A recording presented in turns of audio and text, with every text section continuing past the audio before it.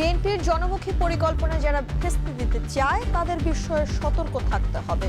মৌলভীবাজারে প্রধানমন্ত্রী তৃতীয় দফায় 19 জেলায় ফ্যামিলি কার্ড বিতরণ কর্মসূচির উদ্বোধন।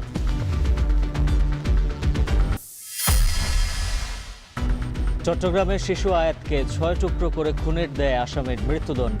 বাকলিয়া শিশু ধর্ষণ মামলায় আসামি মনিরের যাবজ্জীবন, আপিলের সিদ্ধান্ত। লালমনিরহাটের আদিতমারিতে শিশু হত্যার ঘটনায় আসামি বিধানচন্দ্রের দায় স্বীকার। যশোরে যুবককে কুপিয়ে হত্যা, জড়িত সন্দেহে আটক 3। বরিশালে অটোরিকশা চালক হত্যায় উত্তেজনা, বাড়িঘরে অগ্নিসংযোগ।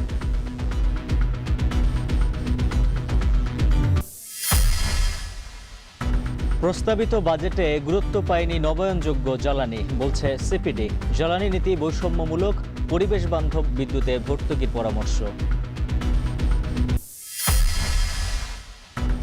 রাজনৈতিক প্রভাবমুক্ত অভিজ্ঞদের নিয়ে ইসলামী ব্যাংকের পরিচালনা পর্ষদ গঠনের আশ্বাস বাংলাদেশ ব্যাংকের। শেয়ার হস্তান্তরের বিষয়ে শিগগিরই ব্যবস্থা।